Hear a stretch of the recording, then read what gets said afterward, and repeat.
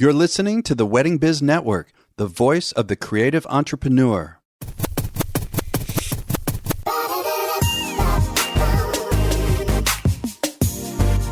Hey everyone, it's Andy Kushner with The Wedding Biz, in which I conduct in-depth and revealing interviews of icons and those who I feel are the next generation icons of the weddings and event industry, and I do this to provide education and inspiration. So if you missed last week's episode, it was with KT Mary of KT Photography. We had a wonderful and wide-ranging conversation, very well worth listening to. Today's guest is one of my favorites, LAURIE Arons. Since founding LAURIE Arons Special Events in 1994, she has been featured in numerous magazine publications and has been listed in Vogue, Harper's Bazaar, Martha Stewart Weddings as one of the top planners worldwide. Her clients include noteworthy trendsetters like Sophia Coppola, Vanessa Getty, and Christy Turlington, and prominent business moguls like Gary Friedman, Frank Caufield, and Eddie DeBartolo. LAURIE also runs a very popular wedding planner masterclass. Enjoy this conversation with LAURIE Arons.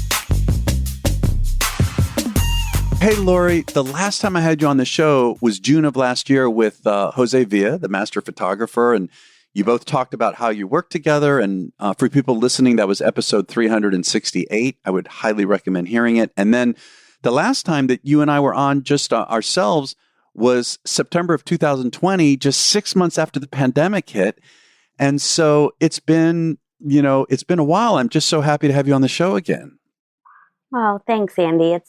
It's always nice to take a little bit of a break from my normal day to talk to you and to kind of think in different terms. So thank you for having me. Yeah. Well, and in terms of that, in terms of it being the last time we were on alone was September 2020. So it was right after the pandemic hit. It's been 2 years. It seems to be letting up. I know maybe there's another variant, blah, blah, all that stuff. How do you look back on that time period now? I always try to learn when I've made mistakes or when I feel like things could have been better. And, one of the things that ultimately happened to my company last year was that we moved very quickly every wedding from the date in 2020 to the same date in 2021.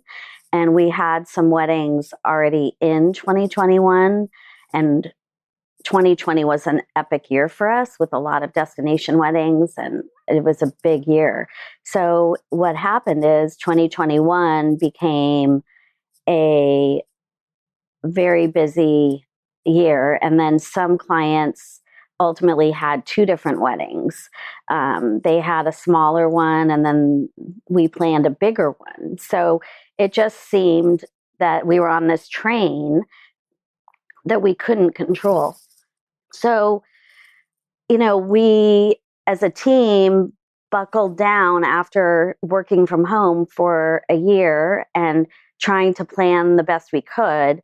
But the clients were a little bit gun shy to put huge deposits on rentals and things. We kind of held tight on a bunch of things until we knew we could actually celebrate in a way that they wanted to. So everything was kind of pushed to the end. And then the vendors were not able to handle all this demand because they had all scaled back. All the rental companies were really forced to pare so far down. And then to rehire was a big challenge. So the whole year was so much work and so hard, but we all wanted the best for our clients and we all supported each other the best we could. But what happened was my team didn't have a day off in, 6 months. Wow. And many of the days were 18-hour days.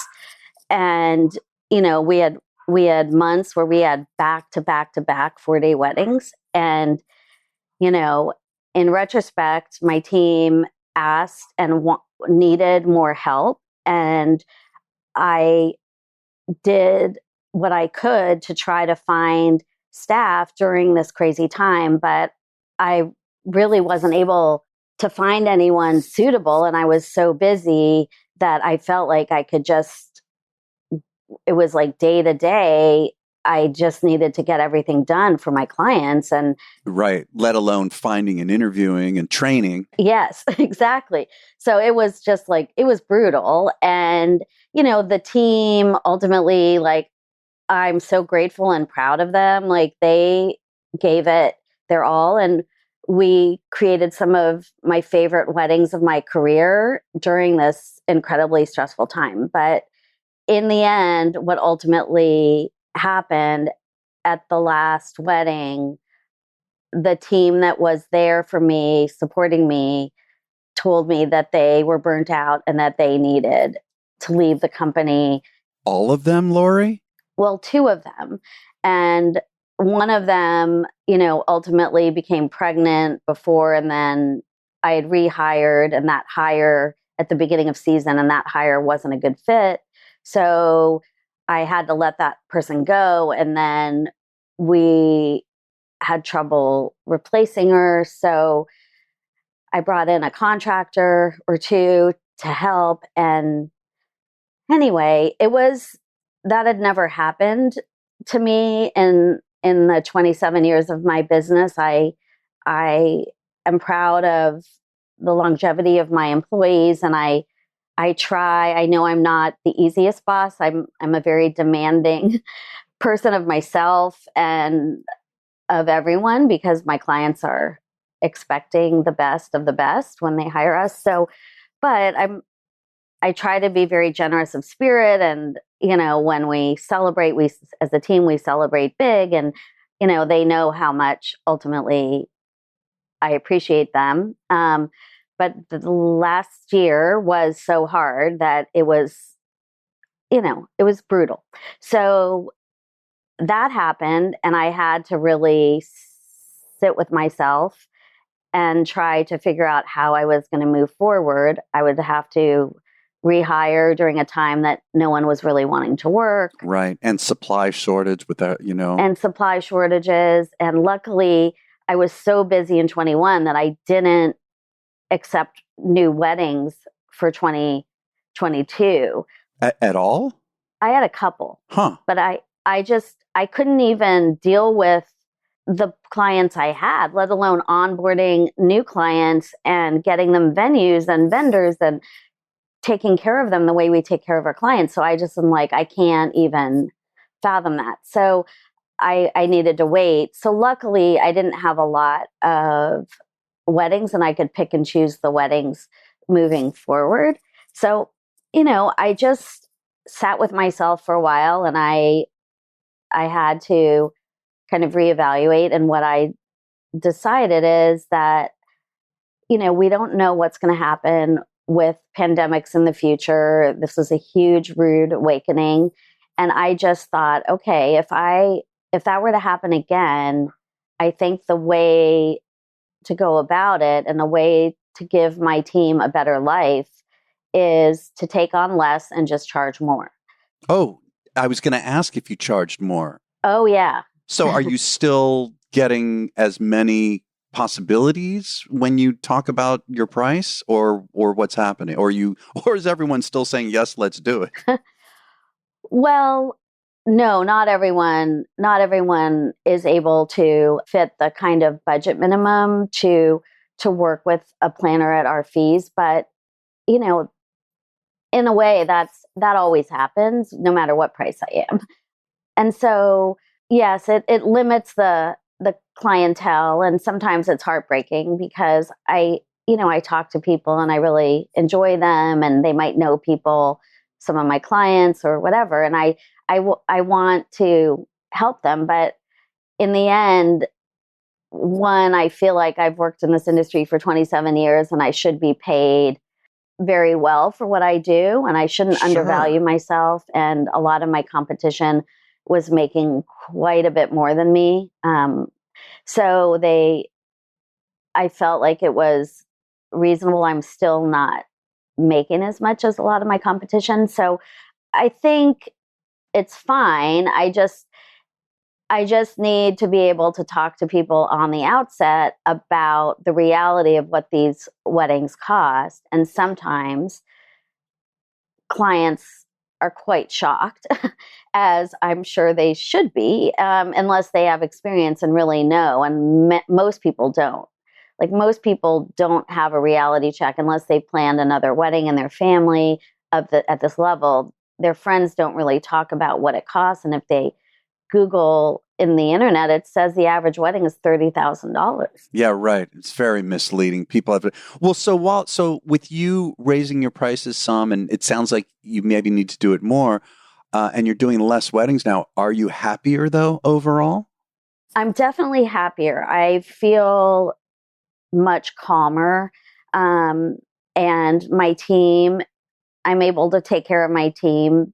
I've rehired, and I'm still hiring more positions. So, but I'm taking my time and I'm not panicking. And I think I just want to get the right people in the companies that will, fit well and will really understand the ethos of the business and have the skill set to deal with the fun intricacies of these wedding weekends and these clients that have high expectations. So yeah, I'm feeling really hopeful, and I'm feeling like as I kind of go through the final stage of my career, I mean, I've been doing this 27 years. So Right. Well, it's time to slow down a little bit. yeah, I mean, I always want to give my clients the best service, and I feel like somehow, some way we do, but it's at the detriment of our lives and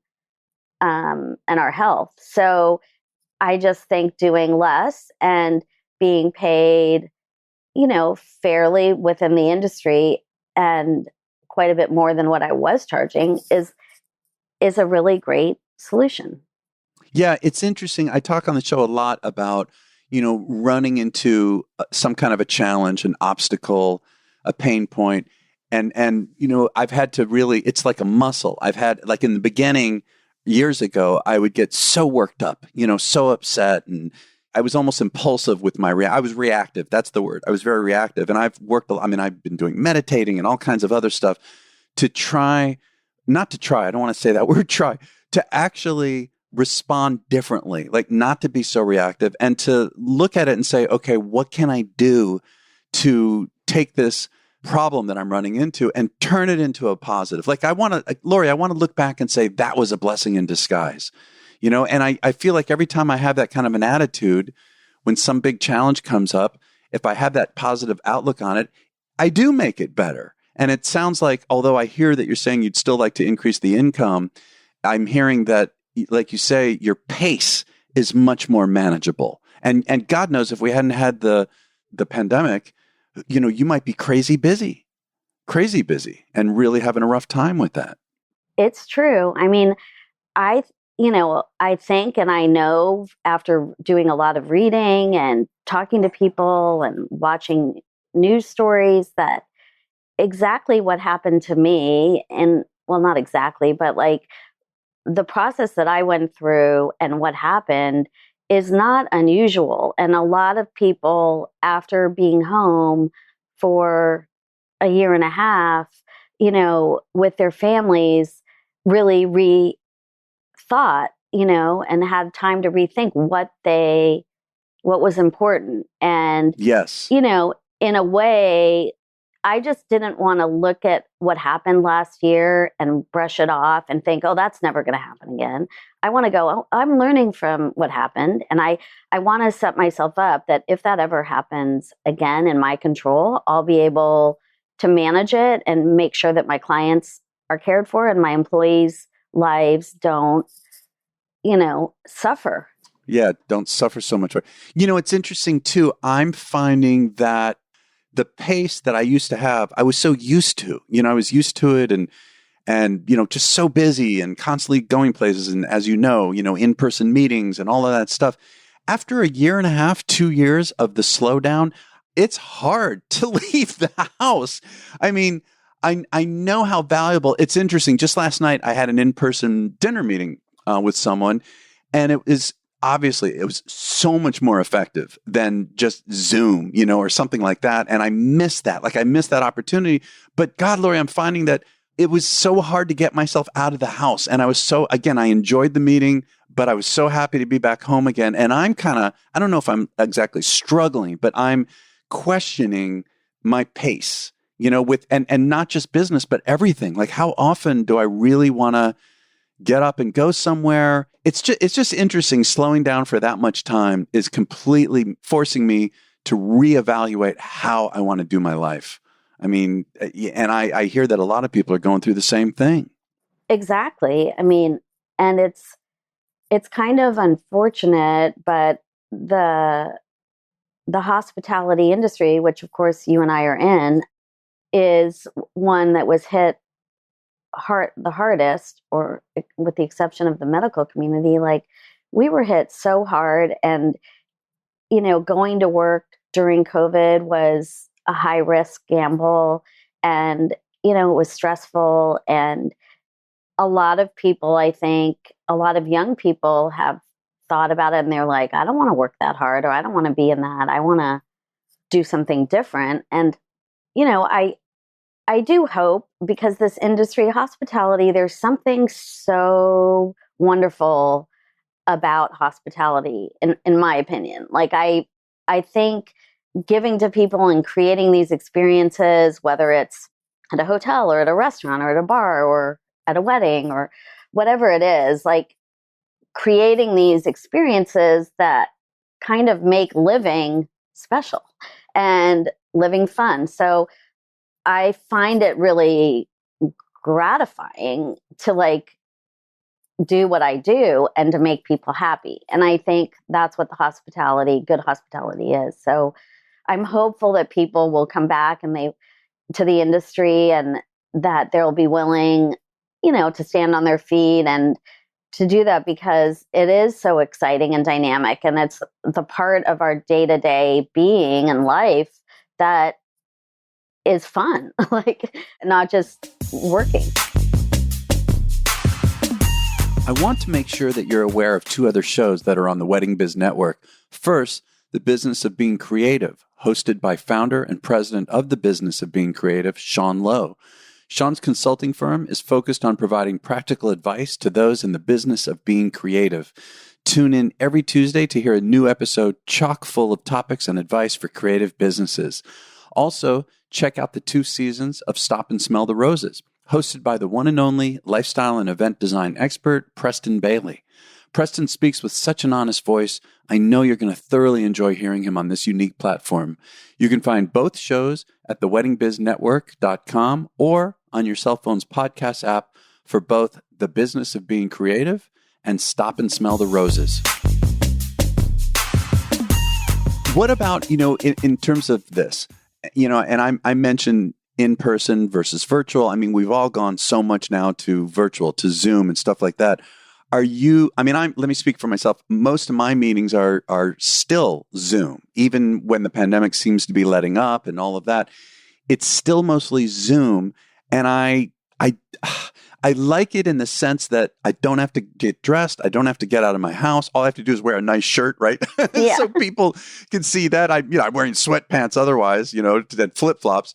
And so I like that aspect of it. But again, like I mentioned, especially after this meeting I had last night, I connected so much more with the person. We had fun. I know that not only was it fun business-wise, it was good for us to have that time together and that in-person connection. I miss that. And I'm really mixed between, do I continue with all these Zoom calls, or do I start bringing back in more in-person meetings? How are you? I mean, well, I know with destination weddings, you have to stay with Zoom, but generally speaking, how are you looking at virtual versus in-person?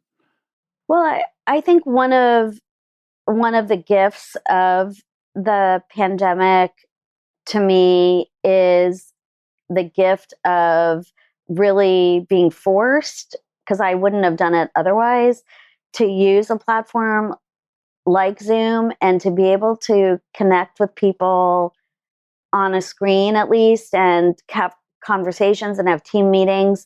So I feel like it was a gift, and I think it's something that I'm going to utilize going forward as it makes sense. My office is now open, and it will be open unless something changes with the pandemic, and my new team really likes to be together.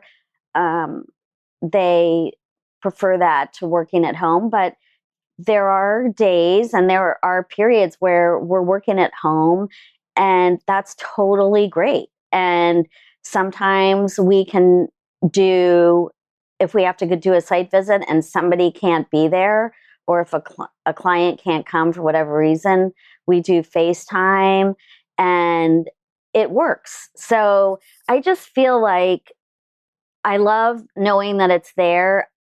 The personal connection is irreplaceable. Right. But, I think a Zoom or something is like 75% of it, which is great. Like, you could still function and do your job without in person. It's just the in person is kind of the ultimate. And learning that I would have never done it. I would have just said, no, I'm not meeting. Yeah, right. I'm not doing I never did that. Yeah. I would have never done it. So I think if some of my employees want to go work during a slow period and they want to go work from, Florida or Hawaii or whatever, and it works out, like, we'll meet daily, and I'm now open to it, where before I would have been like, that would be more challenging. Like, how are we going to... Yeah, right. How are we going to do it? Now we were forced, so I guess we had to figure it out. I'm also thinking I believe, a few minutes ago you mentioned 27 years in business. If I remember correctly, you started in 94. And so, coming up in 2024, it'll be 30 years. Do you have an exit strategy? Do you think at all about that? Do you think long-term down the line, what you're going to do, how you're going to do it with your business? I've got some things that I'm thinking about that will potentially provide some passive income that might help me as I get older.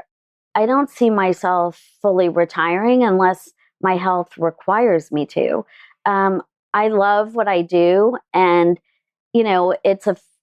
wedding weekends are very physical. So I've really started exercising in a different way, where I'm hiking. Yeah, endurance, right? It's more about endurance now. I'm hiking a lot on my feet, where I used to do spinning class, which was great exercise and fun. But I think being on my feet is definitely healthier for me at this point. And I'm feeling really great. Like, I haven't felt this fit in a long time. Wow, that's fantastic. Yeah. So I think, if I stay strong and whatever. So yes, I'm looking at some passive income ideas, and I don't know exactly my exit strategy, to be honest. I just want to see what happens. I don't want to retire in the next couple years. I feel like I've got 10 years, but hopefully. Yeah, it's funny. When I think about retiring, I think about this. Let's say I hit the lottery or whatever. I just have enough money to not worry about money anymore.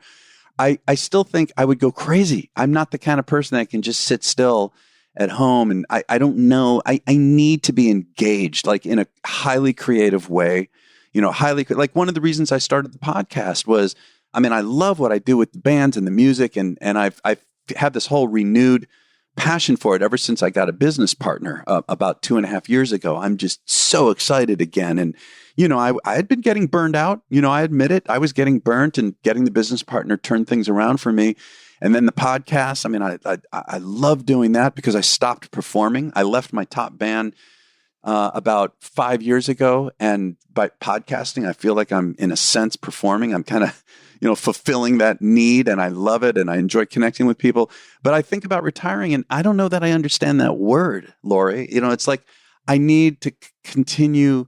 I just don't see ever fully stopping. It's not like I'm just going to stop and play golf. I just don't. I have friends who do that. I don't. Everyone I know, they're starting to talk about moving to Florida and playing golf. I'm like, what?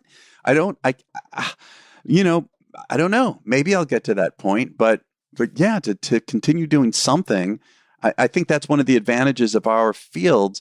There is a point where I feel like I'm going to age out. Like in the band, I felt like I was kind of starting to age out, and people didn't want to. I don't think people really wanted to see this guy who's getting older up on stage. But behind the scenes, I mean, I feel like I could do it forever. Like I was talking to Preston Bailey recently.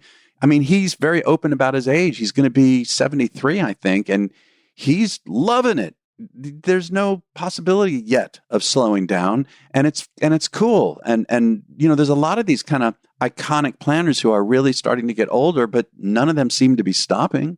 Right. I know. I mean, if you're loving what you do, and I think our careers, if you really are kind of meant to be in the career that you've chosen, and it works so well with who you are, then it's like, why would you give that up? Like, I feel like I've told people, like, I love what I do. Like, it doesn't feel like work a lot of the time. There are tasks that aren't my favorite, but generally I feel like I'm so lucky. Like, I would do this with my spare time if I could. Like, and what a gift is that? I mean, why stop that if you can make money, and I just love making people happy.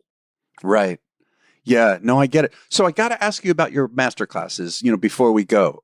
I know they're so popular. Do you have any scheduled this year? Where are you at with that?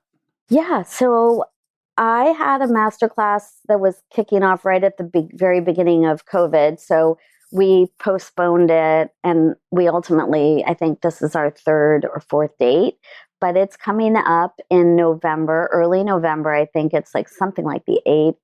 It's on my website. And it's going to be at this incredible property, which is a destination wedding venue and just amazing vacation place called Brush Creek. And it's in Wyoming, and it's really fantastic. I've been lucky enough to visit there a couple times now, and we're going back in a couple weeks to do the final planning, because it's been a while since we have to dust off all of our boxes, because it's been a couple years now since we planned it. So yeah, we have a few spots, and it's a group of usually 10 or 12 attendees, plus the speakers and the industry leaders that come stay and are a part of the 4-day class, and the photo shoots and the fun dinners and excursions. And it's just a really intimate group that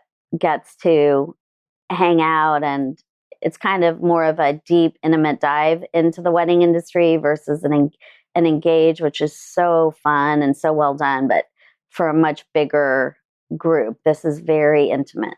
Right. Yeah. Sounds great. Well, I know they're so popular. I mean, I recommend anyone listening, like, seriously consider this. It is a major opportunity to be there with Laurie. So, well, Laurie, I've really enjoyed it. I love when it's a conversation like we're having, like a real conversation like we're having today. So thank you for doing this. I really appreciate it. Oh, Andy, thank you so much. And I hope someday soon we get to actually see each other. I know, in person. Yes. I know, instead of virtual. Yeah, that would be great. Thanks for listening to my conversation with Laurie Arons.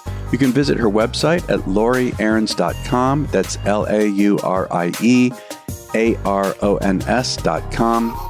Her social media handles on Instagram is Laurie Arons, and on Facebook, it's Laurie Arons Special Events. You can get all of this and more in the show notes in your cell phone's podcast app or at our website of theweddingbiz.com. And can you think of 3 good friends who you think would benefit from this? Please send it to them. And also give a top review wherever you get your podcasts from. I would really appreciate that. And next week's guest is going to be yet another wonderful conversation with a frequent guest of The Wedding Biz, and that's Sean Lowe of The Business of Being Creative. So we'll catch you next week on The Wedding Biz.